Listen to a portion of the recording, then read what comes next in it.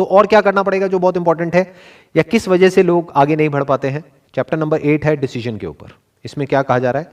Accurate analysis of over 25,000 men and women who had experienced failure disclosed the fact that lack of decision was near the head of the list of the 30 major causes of failure. 30 वजह जो इन्होंने ढूंढी, निकाली failure की, कि जिस वजह से लोग फेल होते हैं, उस लिस्ट में सबसे टॉप पे जो है that is lack of decision. This is no mere statement of a theory, it is a fact. Procrastination, the opposite of decision, is a common enemy that practically everybody must conquer. अब क्या कहा जा रहा है यहां पे? सबसे बड़ा चैलेंज क्या आने वाला है? प्रोक्रेस्टिनेशन. मतलब क्या कि हम टालते रहते हैं, lack of decision. And life is all about a decision. Life क्या है अगर डिसीजन नहीं है तो? हर कदम पे एक डिसीजन, और डिसीजन ना लेना भी अपने आप में एक डिसीजन है. तो यहां पर क्या कहा जा रहा है? Lack of decision. कि हम सही टाइम पे, जब सही मौका होता है, तब सोचते रह जाते हैं, फिर वो मौका हाथ से निकल जाता है, फिर उसके बाद में सिर्फ रिग्रेट करते हैं. ऐसा हमने अपने घरों में बहुत बार होते हुए देखा है. बड़े बूढ़े जब बैठ करके बात कर रहे होते तो क्या बातें कर रहे होते हैं? उस टाइम पे मुझे मौका मिला था ये करने का, अगर कर लिया होता तो मैं आज पता नहीं कहां होता. तो क्यों नहीं किया? उसके पीछे जो सबसे बड़ा रीजन मिलेगा वो है फियर. इस बुक में एक और चैप्टर. यहां ठीक है, अच्छा हो गया तो इतना अच्छा हो सकता है, लेकिन बुरा हो गया तो इतना बुरा भी हो सकता है. तो हम डर गए, इस वजह से हमने वो नहीं किया. जो सबसे बड़ा फैक्टर है फेलियर का, वो क्या है? कि वो कुछ करते ही नहीं है, इस वजह से फेल हो जाते हैं. इसलिए नहीं कि कुछ करते हैं और फिर उसमें फेल हो जाते हैं, नहीं, वो कुछ करते ही नहीं है, यानी सोचते ही रह जाते हैं. ना कुछ करने का डिसीजन ले पाते हैं, ना कुछ नहीं करने का, बीच में अटके रह जाते हैं और मौका निकल जाता है. इन अदर वर्ड्स, कल पे नहीं टालना है. प्रोक्रेस्टिनेशन का मतलब क्या है? कर लेंगे, अभी कौन सी जल्दी है, ये करना है ना, कर लेंगे. तब तक कोई और कर जाता है, फिर वो आकर के क्या बोलते हैं? ऐसे बहुत लोगों को आपने सुना होगा कि अरे ये तो मेरा आइडिया था, उसने कॉपी कर लिया. अरे वो तो तुझे जानता तक नहीं, उसने कैसे कॉपी कर लिया? वो ये कहना चाह रहा है कि उसने कर लिया और मैं सिर्फ सोचता ही रह गया. That is called lack of decision.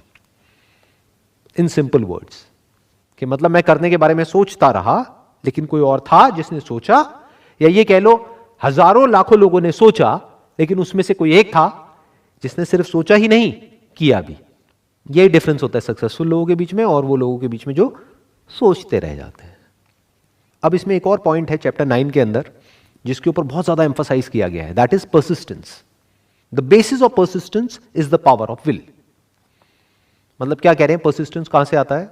Will power से. कि हमारे जो अंदर की विल पावर है, that must be strong enough, कि जब सब कुछ हमारे अगेंस्ट चल रहा हो, उस वक्त भी हम आगे बढ़ते रहें. क्योंकि ऐसा तो होगा ही, बिल्कुल जैसे मौसम बदलता रहता है, ऐसे ही लाइफ में होता है. सब कुछ हमारे फेवर में नहीं हो सकता ना हमेशा. जितना बड़ा आप कुछ अचीव करना चाहोगे, क्योंकि यहां पर उसी की बात करी जा रही है, जितनी बड़ी सक्सेस अचीव करना चाहोगे, उतने ही बड़े ऑब्स्टेकल्स बार बार बीच में आएंगे.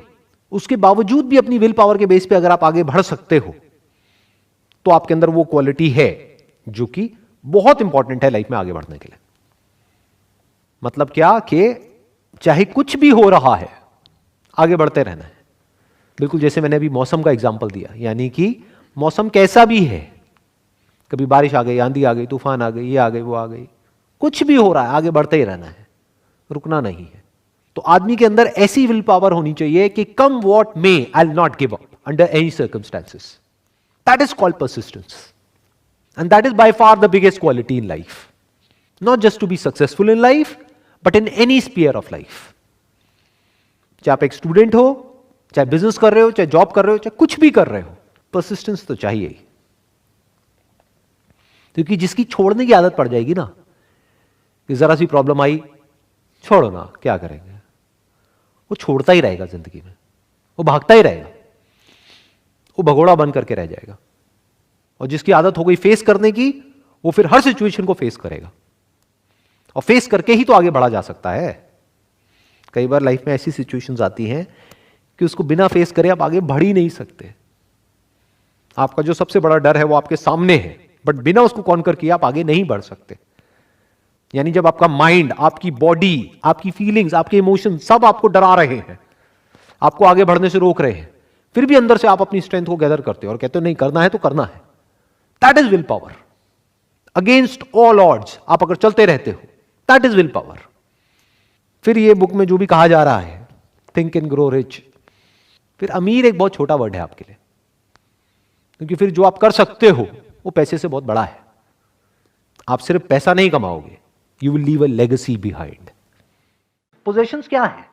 जिन पोजेशंस की वजह से आप खुश होते हो या दुखी होते हो, सोसाइटी में एक लेवल आपको मिल गया है तो बड़े खुश हो रहे हो, वो लेवल मिल करके किसी ने छीन लिया है, दुखी हो रहे हो। क्या है ये सब? सच है, झूठ है? सब कचरा है। रियलिटी में किसकी वैल्यू है? पैसे की वैल्यू है। Yes, we can't challenge it. पैसा is as good as a thing which is needed for your survival.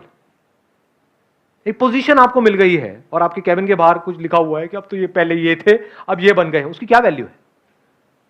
कोई वैल्यू है? सिर्फ यहां है, एक्चुअल में कोई वैल्यू ही नहीं है। This is thinking in the right direction, कि हमको पता हो लाइफ में क्या सच है क्या झूठ है।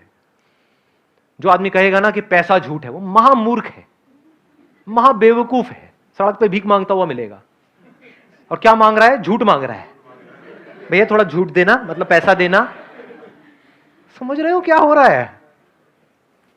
आपकी नौकरी झूठ नहीं है, क्योंकि नौकरी से आपको कुछ मिल रहा है।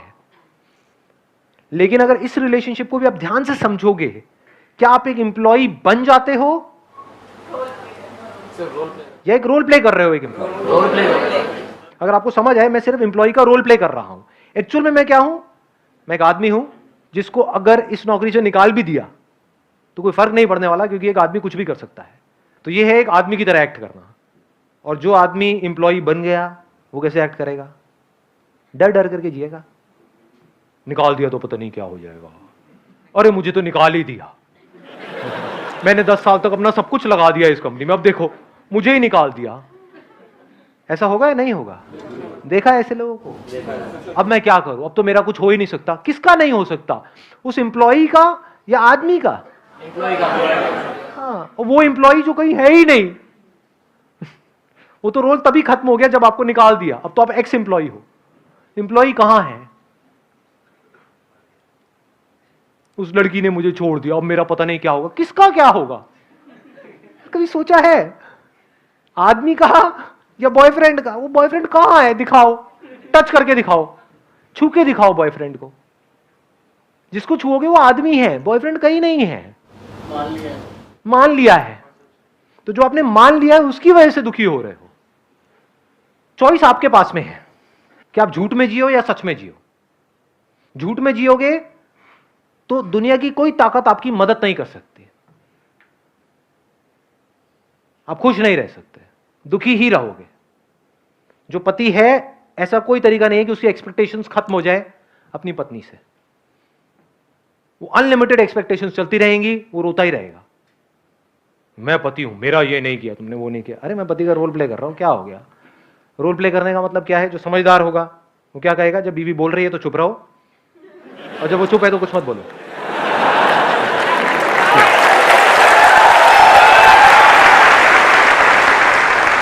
रिलेशन को आप दोस्ती कह सकते हैं, तो रिलेशन कभी खराब नहीं होगा।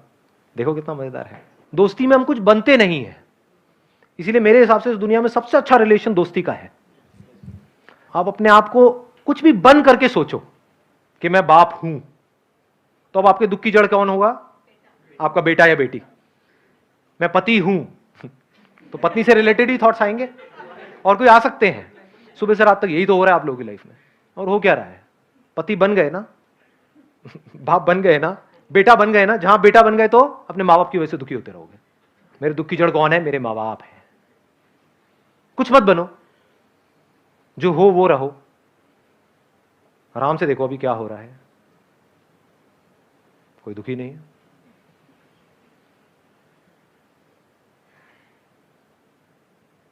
बनना ही है तो दोस्त बनो। बाप क्यों बनते हो किसी के? दुनिया की नजर में बनो, विच इज ओके। अंदर से दोस्त बनो ना, तो बेटे को सही सलाह दोगे।